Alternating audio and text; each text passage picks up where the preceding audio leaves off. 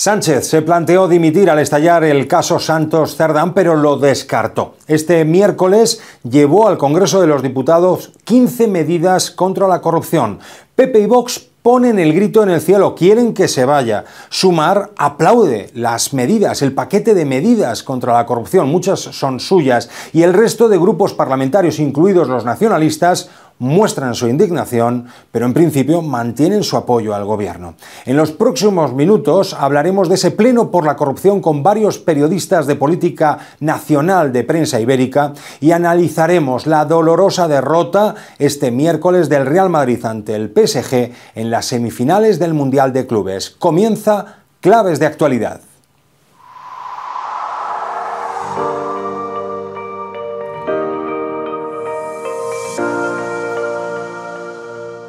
Limpio, que desconocía las corruptelas en las que Ábalos y Cerdán pudieran estar inmersos.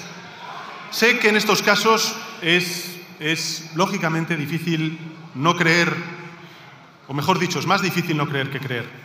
Y entiendo que haya ciudadanos y ciudadanas que tengan dudas sobre lo que sabía y lo que no, pero yo no las tengo.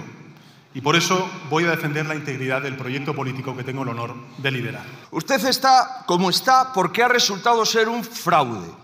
Y lo que le está matando es que ahora ya lo sabe todo el mundo. Usted ha sostenido todos estos años una gran mentira. No vino a limpiar nada, sino a ensuciarlo todo. Su partido, la política y la nación de la que ya no es digno representante.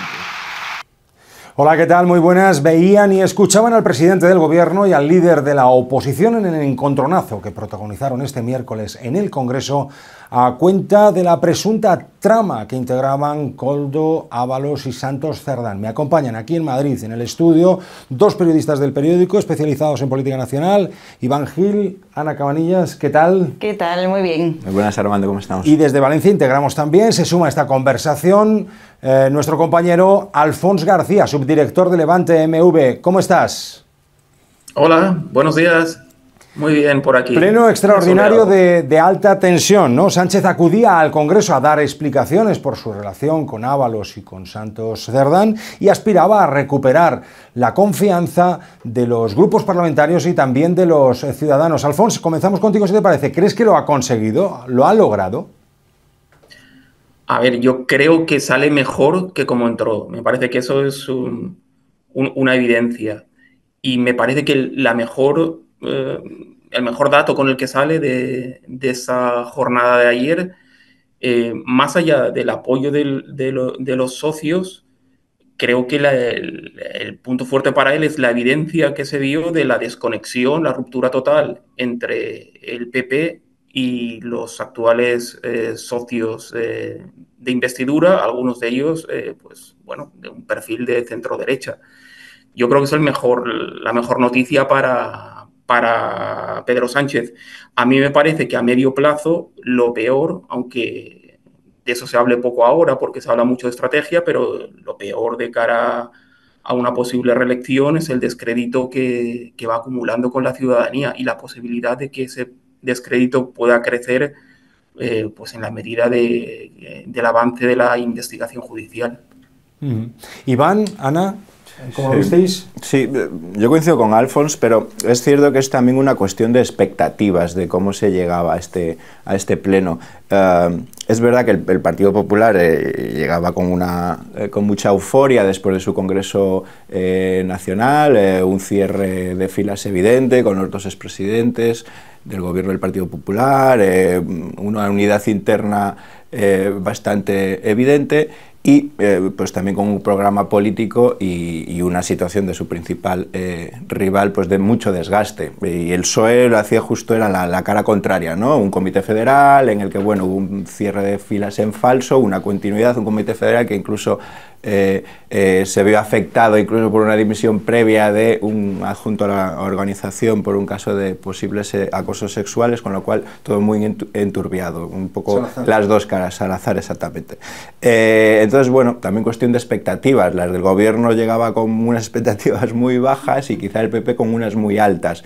En base a eso, bueno, el gobierno ha sobrevivido, se ha evidenciado que los socios no están en el bloque de oposición, siguen apoyando, pero yo tengo dudas, sobre todo con el PNV, que es un socio prioritario para el gobierno. Yo creo que se está minusvalorando el aviso que dio el PNV, que es, se evidenció en el cara a cara incluso con Feijóo. No estoy con el Partido Popular, pero parece, habrá que verlo, mandó un aviso de que quizá tampoco estoy en el bloque de investidura, con lo cual veremos. El mensaje que mandó el PNV fue durísimo. Lo que dio son 3 opciones, ¿no? Sánchez se retira y otro candidato, o cuestión de confianza, con lo cual si no la gana elecciones, o directamente convoque usted elecciones, ¿no? Y me parece que efectivamente no hay que minusvalorarlo, porque al final es el partido que tiene la bisagra, ¿no? Para un lado o para el otro. De manera que yo creo que sí, que Sánchez sale vivo. Lo de ayer fue un balón de oxígeno, ¿no? Sobre todo por esa falta de alternativa con los números que hay ahora, porque el PNV ya ha dicho que con Vox no va a gobernar, ni va a ir a ninguna parte, ¿no?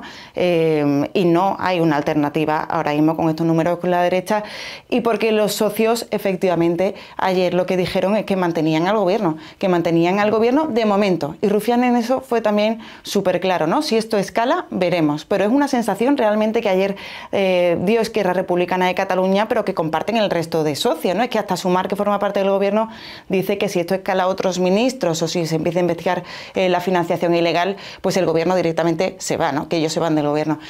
Ahora sí, yo más allá de lo del PNV, que sí que creo que es un aviso a considerar, yo creo que esto es un balón de oxígeno temporal, porque ahora el gobierno, yo creo que en agosto todos pueden más o menos relajarse, pero en septiembre la UCO vuelve a ponerse en marcha. Ya están avisando que van a hacer otros informes sobre el registro de la casa del expresidente de Adif, de Pardo de Vera, van a seguir saliendo informaciones, y esto va a ser lo peor, ¿no? En el periódico de Cataluña ya contamos que Sánchez se reserva un segundo paquete de medidas sociales para septiembre, ¿no? En otro golpe de efecto para intentar marcar un poco el nuevo curso político, pero lo cierto es que aquí el problema está ya en la UCO, no está en el Congreso, ¿no? A mí me llamó la atención, no sé a vosotros, pero el cruce de acusaciones fue muy duro, Veamos algunos de los momentos más tensos entre Feijóo y Sánchez. Con el que vereneaba e iba a paraísos fiscales y salía a navegar los fines de semana, pues no era sino un narcotraficante, precisamente el narcotraficante más famoso de Galicia. De todos los que estamos aquí, señor Feijóo, de todos los que estamos aquí, el único que ha mantenido una relación estrecha con un delincuente condenado es usted. Es usted. Pero eso no es el pasado. Eso no es el pasado, es el presente y el futuro del Partido Popular. Fernando, por favor. Ha tenido usted el cuajo de compararse conmigo. Oiga, pero ¿con quién está viviendo usted? ¿Pero de qué prostíbulos ha vivido usted? Partícipe a título lucrativo del abominable negocio de la prostitución. Y ahora quiere usted ilegalizar su biografía. Allá usted, señoría, allá usted. Narcotráfico, prostitución, desde luego Alfons, Sánchez y Feijóo elevaron el tono, ¿no? Sánchez llegó a decir que se planteó dimitir, pero que al final no tira la toalla, y Feijóo puso énfasis en que la única salida decente a esta salida, dijo textualmente, era convocar elecciones. No sé cómo ves o cómo veis, Alfons, este momento, que lo es de crisis para el gobierno, para el Partido Socialista, y en el que quizá el Partido Popular pues ve la oportunidad de alguna manera de recuperar el poder.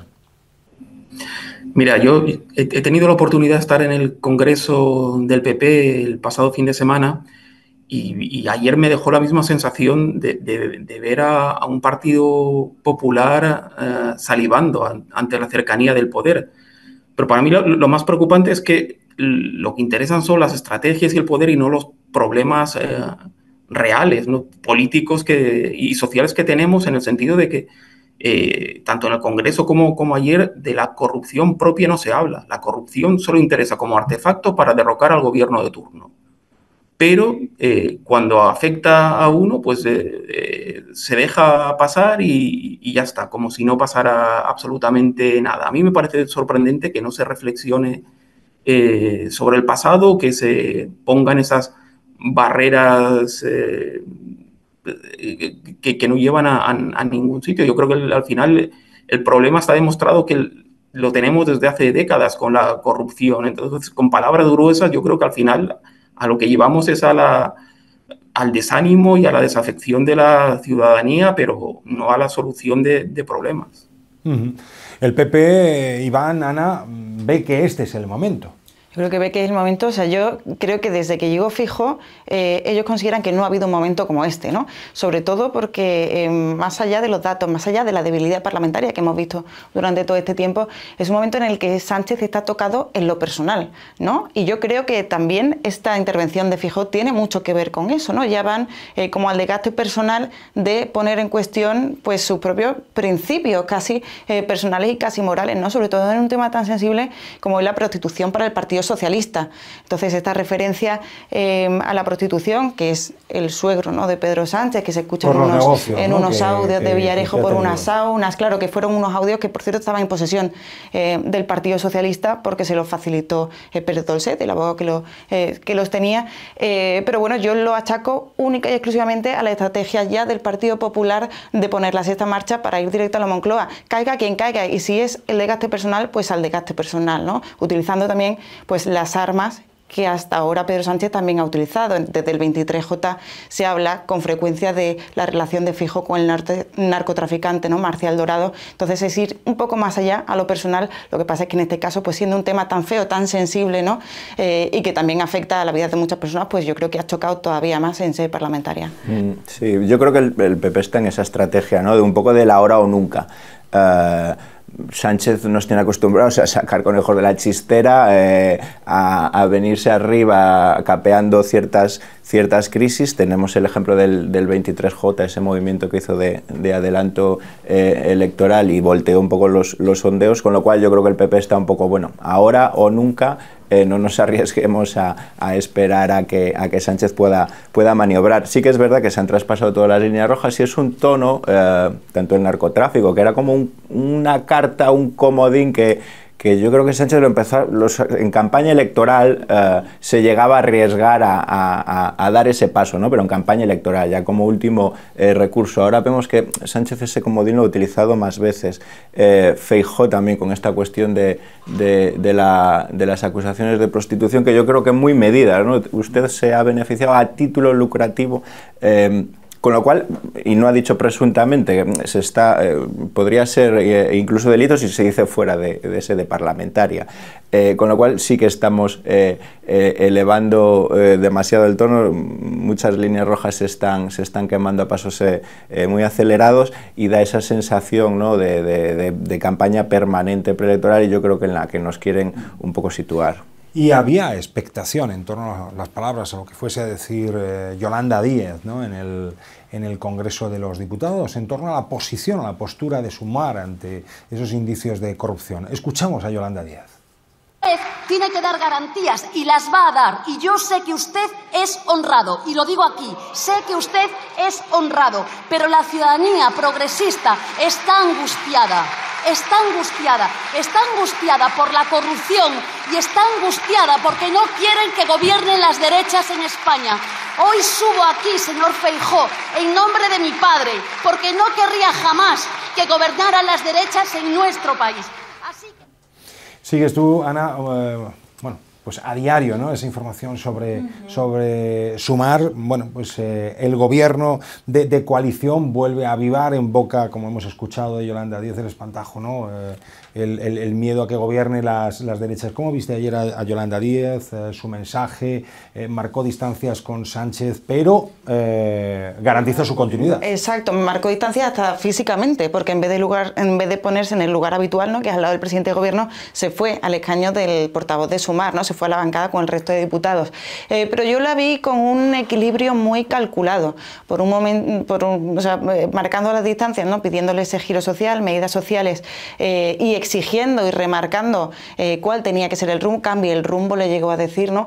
Pero al mismo tiempo diciendo eso, dijo algo así como que el gobierno es una de las pocas luces que quedan en el mundo oscuro y no van a permitir que se apague, ¿no? Y además reconociéndole a Sánchez, que yo creo que eso fue un regalo, ¿no?, el decirle, yo sé que usted es honesto, avalando dudo también su liderazgo, ¿no? Que puede estar en duda para muchos. Con lo cual yo creo que fue una intervención equilibrada, donde marcó distancias, pero a la vez no puso en riesgo el gobierno, cosa que es muy importante teniendo en cuenta que Sumar ahora mismo no tiene plan B, o sea, no se plantea salir del gobierno porque está en una posición muy delicada también a nivel interno y no se lo podría permitir.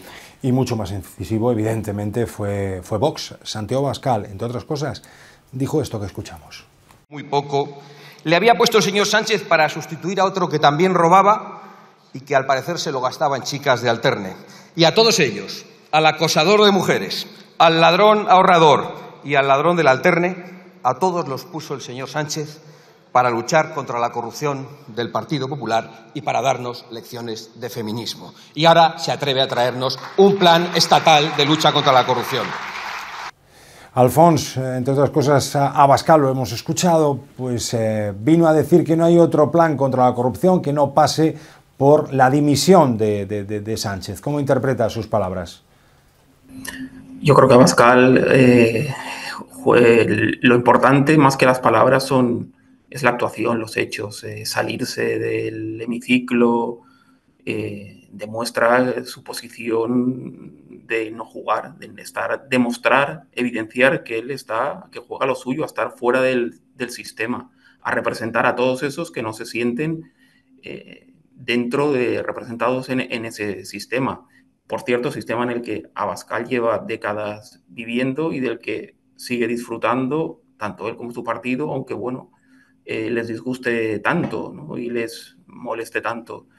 A mí me parece que la posición de Abascal, desde una posición de parlamentarismo, pues me parece difícilmente justificable no escuchar al que opina lo contrario que tú. En el trasfondo del debate estuvo presente en todo momento pues, el encarcelamiento de Santos Cerdán y sus vínculos con la presunta trama de corrupción. Iván, ¿hasta dónde llega la resistencia o la capacidad de resistencia de Pedro Sánchez? ¿Podemos decir que está tocado? Sí. ¿Podemos decir que está tocado y hundido antes o después? ¿O es mucho decir, tratándose de Pedro Sánchez, que ya ha demostrado con sus manuales resiliencia? Sí, a nivel parlamentario coincidimos todos, ¿no? De momento está tocado, ¿no?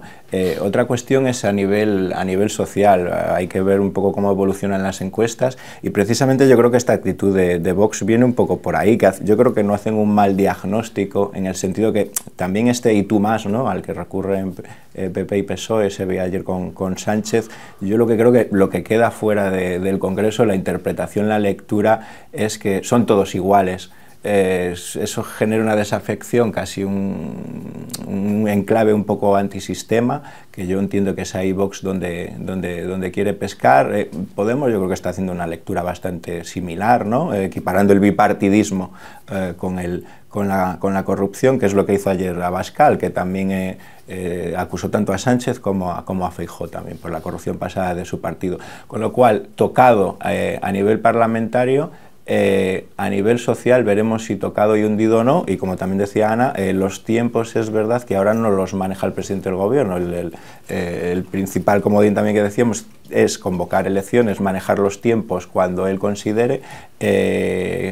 Ahora el calendario lo marca el Supremo, y es evidente que si esto escala ya no por los socios sino por el propio Partido Socialista, que ahora hay alguna voz interna que sí pedía elecciones o cuestión de confianza. Yo creo que eso se extenderán esas voces incluso también dentro del Partido Socialista en caso de que escale, claro. Igual pensabais que os ibais a aburrir en el mes de julio, ¿no? Ni julio ni agosto, los meses de agosto. No hay tregua, no hay tregua. No hay tregua, exacto. Bueno. Alfons, desde Valencia, aquí en Madrid, Ana, Iván, muchas gracias a los tres por vuestro análisis, por vuestra interpretación de lo que ocurre en el Congreso de los Diputados y en España. Hasta otra ocasión a los tres, muchas gracias. Continuamos. Dolorosa derrota del Real Madrid ante el PSG en las semifinales del Mundial de Clubes. Los de Luis Enrique arrollaron de principio a fin y dejan a los blancos sumidos en un mar de dudas y al fútbol español sin representantes en la gran final de ese torneo. Me acompañan aquí en Madrid dos periodistas deportivos, Sergio Viñas. ¿Qué tal? Muy buenas. ¿Qué tal? ¿Cómo estamos? Y Daniel Gómez. ¿Qué tal? Muy buenas. Y en Nueva York, siguiendo sobre el terreno este Mundial de Clubes, está nuestro compañero Denis Iglesias del Sport. ¿Qué tal? ¿Cómo estás? Muy buenos compañeros, pues muy bien, aquí en este día de resaca dolorosa para el Real Madrid. Pues comenzamos contigo, si te parece, Denis, por aquello de que entre tú y nosotros dista un charco, así que comenzamos contigo, ¿vale? El PSG, bueno, pues pasó literalmente por encima del Real Madrid, más allá de los dos errores garrafales de Asensio y de Rüdiger. El PSG fue, la verdad, una apisonadora, ¿no?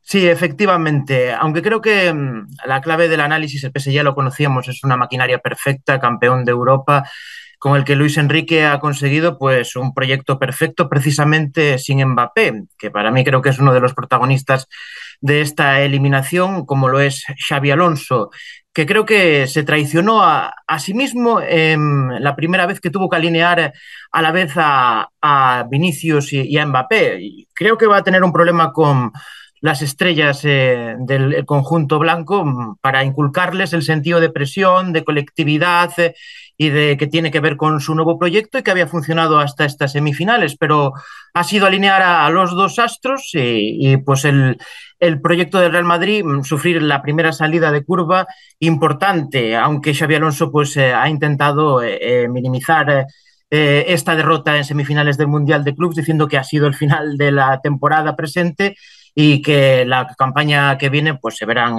nuevas situaciones, pero bueno, al final la lectura de una derrota en el Mundial de Clubes, que era un regalo envenenado para Xabi Alonso, pues iba a ser en función de lo que pasara hasta el partido de semifinales contra el PSG. Yo creo que el balance es positivo, ha conseguido dotar al equipo de una identidad propia, pero el partido del PSG ha retratado al Real Madrid actual, que el método de Xabi Alonso no va a funcionar si no hay un cambio de actitud real en el equipo. Ahora hablamos algo más del Real Madrid, de ese Real Madrid del futuro, de ese nuevo Real Madrid de Xabi Alonso, pero comentemos algo más, si os parece, Dani, Sergio, de ese PSG que se muestra intratable hoy por hoy. Bueno, es que el PSG ha dado continuidad a lo que habíamos visto realmente desde enero de 2025, que es cuando engrasó la máquina. Primero tuvo dudas, lo dijo ayer Luis Enrique.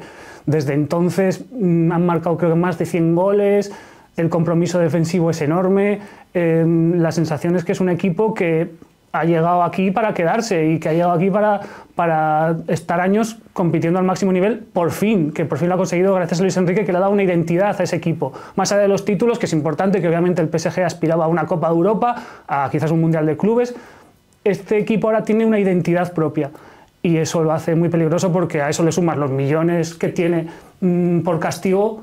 Pues, como club Estado, ¿no? Por fin, dice Dani, ¿no? Y es verdad que el PSG pues ahora mismo reina en Europa, gana la Champions League, es favorito ahora mismo, yo creo, para el Mundial, pero tiene 55 años de historia, 55 años en los que ha intentado por todos los medios un proyecto ganador, hegemónico en Europa. Ahora lo consigue, eso no es fácil, ha invertido cantidades ingentes de dinero en proyectos con los nombres más destacados que podamos acudir, Leo Messi, Neymar, Mbappé. Sí, yo creo que Luis Enrique ayer, en cierta manera, le da una lección al Real Madrid, a Florentino Pérez, a Xabi Alonso, de, oye, el fútbol ahora va por aquí, o sea, lo comentaba Denis, ¿no?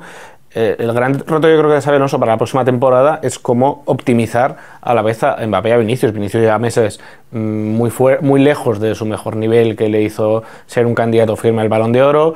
Mbappé en toda la temporada ha marcado una barbaridad de goles, el que más de toda Europa, pero salvo en el clásico de Liga de Montjuic no ha sido un jugador decisivo en los partidos importantes, no ha sido un líder, ¿no? Que era algo en los vídeos que se está viralizando ahora de Luis Enrique, las charlas que le decía a Mbappé, ¿no? Que le exigía ser un líder. Ayer no es un líder, una vez más, como le pasó contra el Arsenal, como le pasó en la final de Copa, como le viene pasando en los partidos importantes. Entonces, Xabi Alonso, yo creo que ayer recibe en cierta manera una lección que él ya la sabe porque es un entrenador inteligente y experto, de oye, aquí lo que tienes que hacer es armar un equipo más allá de dos jugadores. Pero hasta el partido de ayer quisimos ver todos ciertos brotes verdes, ¿no? Hablaba de esa presión alta de Denis, si no me equivoco, creo que has dicho, Denis, esa presión alta, yo no sé si la clave está, pero Xavi va a ir muy por ahí, o esa da la sensación, ¿no? Una presión alta, una defensa más fornida, mayor salida de balón, con una figura como Hausen que ayer no no estuvo, no pudo disfrutar de ella el madridismo. ¿Cuáles creéis que son las claves de ese nuevo Real Madrid de Xabi Alonso, ¿no? Esa defensa de tres, ¿por dónde creéis que va a ir y por dónde creéis que debe ir el Real Madrid del futuro con Xabi Alonso para dar con la clave de por dónde va el fútbol ahora, que mencionaba Sergio? Bueno, la sensación es que, más allá del tema Mbappé y Vinicius y su encaje, que lo vemos todos, es obvio que ahí hay un problema desde el año pasado, al Madrid también la sensación que tenemos es que le faltan gente en el centro del campo adecuada a los tiempos. Yo creo que necesita un fichaje y que en ese sentido, durante los últimos años, el club se ha dormido, por decirlo de alguna manera. El fútbol ha ido por otro lado de lo que... Pero ese centrocampista organizador, que claro, parece que reclama Xavi, parece que puede ser una tecla... Ese centrocampista volante organizador, ahora mismo lo que hay es muy caro. O sea, podemos pensar en un Enzo Fernández, pero el Chelsea lo fichó hace no mucho por 100 millones, entonces no tiene salida. Podemos pensar en un McAllister, pero ese no existe en el mercado. Un Varela, un Reinders, un Zubimendi, pero ya son oportunidades de mercado que se han pasado al Real Madrid, ¿no? Se habla de Stiller, pero es que realmente no sabemos si Stiller va a ser ese perfil, si va a dar ese nivel Real Madrid. Entonces... Y que en los últimos años los equipos que han dominado un poco Europa han tenido ese perfil. El propio Real Madrid con Kroos y con Modric, el City con Rodri y Bernardo Silva.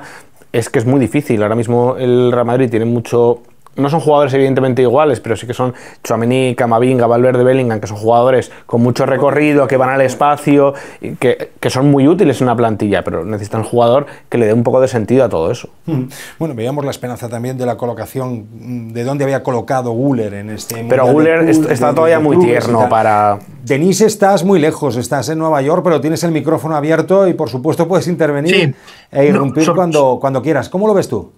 Sobre el tema Güler, que creo que ha sido el proyecto, por lo menos, para consolidar a un jugador en la base de la jugada, se vio claro que frente al PSG, Güler es un jugador que necesita jugar con la figura del doble 6 de la que había Xabi Alonso, es decir, escoltado o bien por Valverde o bien por Tchouaméni. Lo que hemos visto con el Real Madrid contra el equipo de Luis Enrique es que cuando falla alguna de las piezas importantes, pues en este caso esa expulsión de Huijsen contra el Dortmund, pues al final que afectó a la configuración del 11, como también la baja de Trent, que obligó a retrasar a Valverde, y entonces se descompensó por completo el centro del campo. Entonces, el Real Madrid sigue siendo un cúmulo de estrellas, de grandes individualidades, pero donde el ejercicio de lo colectivo todavía es una asignatura pendiente. De hecho, el mejor jugador más allá de Valverde de este Mundial de Clubes en clave Real Madrid ha sido Gonzalo, es decir, una irrupción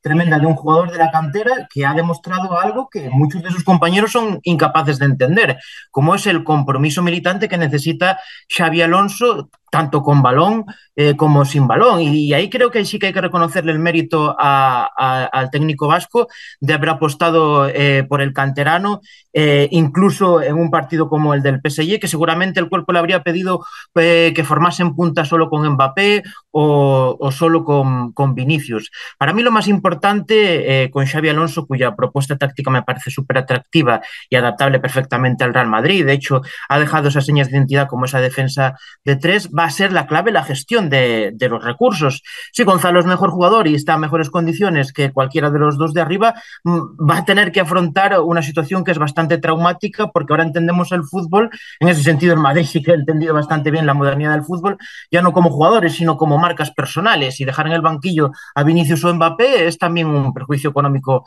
para el propio club. Yo creo que ahí va a estar el mayor reto, porque creo que de verdad desde la pizarra Xabi Alonso es un entrenador muy inteligente, que además ha estado formado por grandísimos entrenadores desde Guardiola hasta Mourinho, que bebe de escuelas muy diferentes y que además ha demostrado una flexibilidad táctica en el Mundial de Clubes muy importante, pasando del 3-5-2 al 4-3-3 al 4-4-2, pero sin embargo en este partido fue consciente de su equivocación desde el principio, y de hecho, si os dais cuenta, se bloqueó y no hizo los cambios incluso por detrás de Luis Enrique, y en el discurso de la rueda de prensa pues se quedó como que ya había dado el partido por perdido prácticamente a la hora de juego, y las mejores noticias para el Real Madrid fueron el regreso de Militao, el mejor central del partido con diferencia con respecto a los titulares, y el de Carvajal, que serán dos hombres claves en la próxima temporada. Y esa presión alta que hemos visto también, ¿no? En algunos, mencionaba Denis, y que hemos visto en algunos partidos del Real Madrid, que ayer no, evidentemente no pudo ser porque se vieron sobrepasados de principio a fin, esa presión en la que yo creo que Xabi Alonso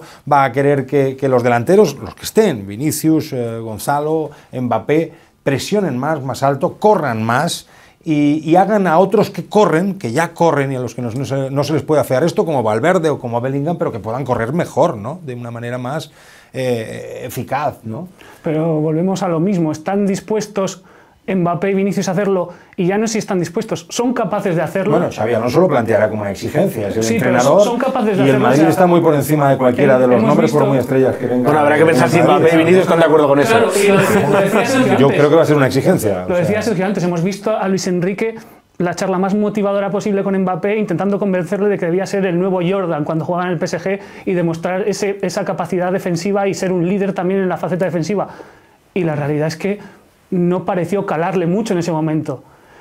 Y es necesario, o sea, uno puede ser que solo esté liberado, pero dos, ahora mismo en el fútbol actual, al nivel que juegan estos equipos, como lo demostraría el PSG, como podemos ver a un Arsenal, a un City que ahora se está rearmando, no da para... Necesita el Madrid que esos dos jugadores, uno por lo menos trabaje, y yo creo que los dos. Y hay un aspecto, yo sí se lo compro a Xabi Alonso en el hecho de que esto es un poco el final de la temporada pasada, porque no ha tenido tiempo, o sea, a Xabi Alonso le ha caído un marrón con este Mundial de Clubes. Lleva un mes. Claro, es que le ha caído un marrón con este Mundial de Clubes. Final de temporada. En el sentido de que ha tenido que improvisar un nuevo plan, o sea, no es ni su Madrid ni el de Ancelotti todavía. Yo me acuerdo del primer partido que era veías el Madrid de Ancelotti, era exactamente el Madrid de Ancelotti con lo bueno y con lo malo.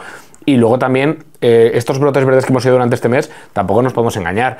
El Real Madrid hasta llegar al PSG ha tenido rivales bastante asequibles. O sea, el Borussia Dortmund viene de quedar cuarto en la Bundesliga, la Juventus venía de quedar cuarta en la Serie A, la fase de grupos tuvo mucha suerte en el sorteo. Que este torneo, y quería hacerle una pregunta a Denis antes de despedirle desde Nueva York, este torneo se ha minusvalorado, pero están los mejores equipos de Europa y algunos de los mejores del mundo. Y yo tengo la sensación, no sé si Denis coincidirá conmigo. Hombre, los mejores equipos de Europa no estaban ahora mismo. Hombre, estaban en función del baremo, claro, en función del baremo del ciclo 2020. Uno echa un vistazo a cómo ha quedado la Champions League, y si exceptuamos al Fútbol Club Barcelona, estaba la Juve, estaba el Bayern de Múnich, pero faltaban el Inter de Milán, estaba el PSG, o sea que con una excepción, con dos. O sea, faltaban los dos campeones de las dos ligas más importantes, los tres campeones de los cuatro ligas más importantes. Porque quería preguntarle a Denis, pero voy con vosotros, que veo con muchas ganas de hablar. ¿Cómo habéis visto este torneo?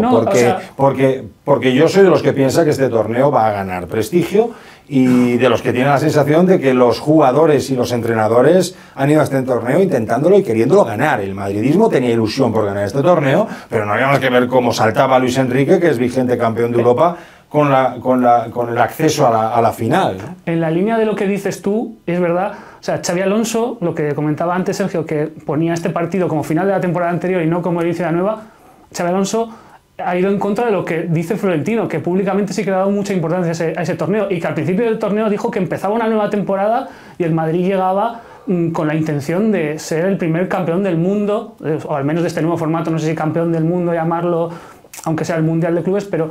Y es verdad que el Madrid... Algo que simbólicamente, quiero decir, al Real Madrid hemos visto cómo lo que le ha costado al PSG conseguir este reinado en juego en el fútbol internacional. Hemos visto cómo otros muchos grandes equipos en Europa, grandísimos, les ha costado casi un siglo de historia conseguir un reinado internacional.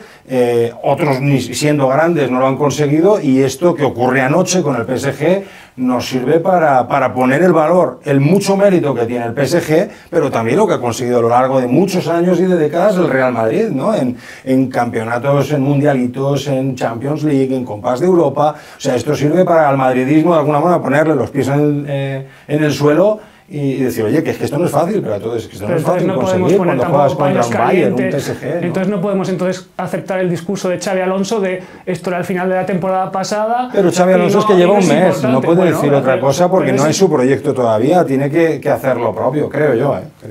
Sí, pero cuando llegas al Real Madrid con esta exigencia también, o sea, dentro de que yo le compro esa parte del discurso, la realidad es que el Real Madrid se había puesto este objetivo claro de ganar el Mundial de Clubes como un objetivo, y al final te vas con un 4-0. Por supuesto, pero bueno, es que el golpe es muy duro. Más allá de que yo no estoy de acuerdo contigo, yo creo que la afición, el madridismo, ayer por ejemplo vi el partido pues, en un bar rodeado de gente y no había esa chispa, o sea, era incomparable con lo que puede ser una semifinal de Champions o con una final de Copa del Rey. Ya no voy a eso. Claro, compararlo con la Champions League. No, pero ni con una final de la Copa del Rey. O sea, no había. O en los grupos de WhatsApp no tenía que lo tiene más difícil porque no está con nosotros y no puede interactuar en su comunicación no verbal. Denis, una última pregunta, muy brevemente. ¿Cómo has visto tú, que lo has vivido allí in situ, este torneo? El Mundial de Clubes ha sido un torneo por ahora que ha pasado una fase de interinidad, pero va a ser un torneo muy importante en el calendario del fútbol porque tiene ese carácter de exclusividad de celebrarse cada 4 años y no tiene nada que ver con ni el Mundialito, ni la Copa Intercontinental, ni otros trofeos menores. Para mí va a ganar una entidad, que en este caso se la dará el PSG o el Chelsea, y que se reforzará con el paso de las ediciones seguro, y más cuando coincida o se celebre en un horario más europeo y en un país diferente a Estados Unidos, con unas condiciones climatológicas y de aforo y de público y de situación que favorezcan todavía más la atención. Pero de verdad, os digo que vivido desde dentro y por cómo lo han vivido los equipos y los jugadores, va a ser un torneo muy importante para el fútbol. Yo también lo creo. Denis, muchas gracias por acompañarnos. Hasta otra. Muchísimas gracias. Triste para los amantes del fútbol español la derrota este miércoles del Real Madrid en Estados Unidos, pero nos queda todavía esa selección española de fútbol que está disputando Sergio, Dani, la Eurocopa, y lo está haciendo brillantemente, ¿no? En Suiza. Sí, de momento con resultados magníficos, 5-0 el primer día contra Portugal, 6-2 el lunes contra Bélgica, con Alexia Putellas brillando. El otro día creo que fueron 2 goles y 2 asistencias. De momento pues, tiene muy buena pinta, es una de las favoritas al título, vigente campeona del mundo y de la Nations League, y bueno, tenemos argumentos para pensar en que pueden conquistar ese título que les falta, que es la Eurocopa. Sí, los miembros están, además ahora vuelve Aitana, que ya se está recuperando, ya el otro día salió y dejó buenas sensaciones. Todo encaja y bueno, ahora hay que jugarse el primer puesto de grupo con Italia y ver por dónde nos toca el cuadro, y yo creo que de momento el equipo que mejor sensación está dejando es España. Permitidme que conecte con María Ticas, enviada especial del diario Sport a Suiza, está en Lausanne. ¿Qué tal? ¿Cómo estás? Buenas, encantada de estar aquí y poder hablar de la selección femenina, que esperemos que nos dé ese título que falta, esa Eurocopa. ¿Cómo estás viendo? ¿Cómo estás viendo a las de Montse Tomé? De momento, pues victorias muy claras, ¿no? Ante Bélgica y ante Portugal. Más que las victorias, para mí son las sensaciones, sobre todo, porque si hacemos la comparativa hace un año antes de los Juegos, para mí las sensaciones, aunque España iba ganando, no eran muy buenas. Ahora yo veo una selección súper reconocible, tanto en el campo, veo muy buen ambiente, creo que al final pues todo influye, todo favorece pues a que puedan rendir mejor en el campo, el contexto que las rodea es perfecto, y para mí sin duda es una de las favoritas. Para mí es la selección que está jugando mejor, la que más goles está marcando, y el inicio ha sido inmejorable. Evidentemente pues no vale confiarse, ellas mismas lo saben, lo tienen entre ceja y ceja y que van a ir a por todas. Da la sensación de que no hay quien las frene, ¿no? Especialmente en ataque. Esta selección española es campeona del mundo, es campeona de la Nations League, pero si no me equivoco, María no ha ganado nunca la Eurocopa, e imagino que en el seno de la propia selección a las jugadoras les hace mucha ilusión, ¿no? Tendrán una motivación especial. ¿Qué percibes tú desde allí? Sí, no es que solo no hayan ganado nunca la Eurocopa, es que ni tan siquiera han pasado nunca una eliminatoria. O sea, antes del Mundial tampoco lo habían hecho. En el Mundial fue la primera vez que pasaron una eliminatoria, luego también en la Nations League, pero en la Eurocopa todavía no. Y está muy presente, tiene muy presente esos cuartos de final, esa derrota en la prórroga de Inglaterra, y es algo que evidentemente les motiva. Cuando estás tan acostumbrada a ganarlo todo, a ir ganando, pues te coges un poco a estas cosas de todavía no he hecho esto, Y una cosa tan simple como todavía no hemos pasado de cuartos de final o de una eliminatoria en la Eurocopa, porque antes el formato era diferente, pues una cosa que a ellas pues también les motiva. Creo que este partido contra Italia es clave porque está en juego la primera plaza y esto pues determina los cruces, determina pues poder ir por un camino más asequible hasta la final y no se conforman con ganar, o sea, lo que quieren es ganar y además golear y jugar bien para afrontar los cuartos con buenas sensaciones. Una Italia que ha sido subcampeona de la Eurocopa en 2 ocasiones. ¿Quiénes son, a tu juicio, los rivales a batir? Para mí los que mejores sensaciones están dejando, hay grupos, por ejemplo, el de Inglaterra, Francia, Países Bajos, Gales, que está muy ajustado todo. Vamos a ver quién de estos 3 se queda fuera, porque Gales ya está eliminado, pero hay 3 que pueden pasar o se pueden quedar fuera en la última jornada. Pero para mí, sin duda, antes del torneo Alemania era una de las favoritas, sí que me está dejando un poco más de dudas en cuanto al juego. Francia, por nombres también y por el cambio de entrenador, el cambio generacional, también es una de las favoritas.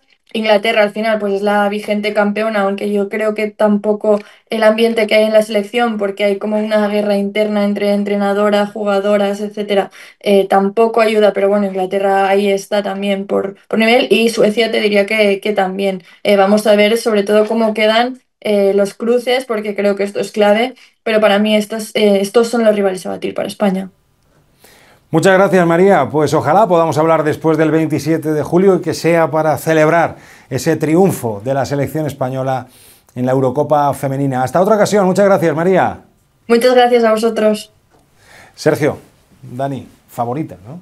Sí, hombre. Creemos en esta selección. Sí, a priori sí, ¿no? Lo que hablaba María, Inglaterra viene con la etiqueta de vigente campeona, pero perdió el primer partido contra Francia, le ha tocado un grupo bastante más difícil que el de España, y luego está pues, lo que comentaba también, ¿no? del problema interno que tienen ahí, pero bueno, lo que dice María también, ¿no? Alemania, Francia, al final a partir de mañana ya será jugártela un solo partido y a partir de ahí pues ya sabemos lo que pasa en el fútbol. Todos con la selección. España es la favorita y quizás es la gran reválida, el gran examen para Montse Tomé. O sea, todos recordamos las sensaciones que nos dejaron un poco en los Juegos Olímpicos, que también acudió ahí como gran favorita y que al final se dejó pasar una oportunidad, y todos sabemos que este grupo es un talento generacional enorme, que tiene muchos grandes jugadores y que tiene que aprovechar estas oportunidades porque quizás otros años no vamos a reunir a Alexia, a Aitana, a Vicky, que está surgiendo, y hay que aprovechar estas oportunidades. Sergio, Dani, muchas gracias por acompañarnos, por vuestro análisis. A vosotros. A ti. Visión de las cosas. Ponemos aquí el broche a claves de actualidad. Muchas gracias por estar ahí. Sean felices.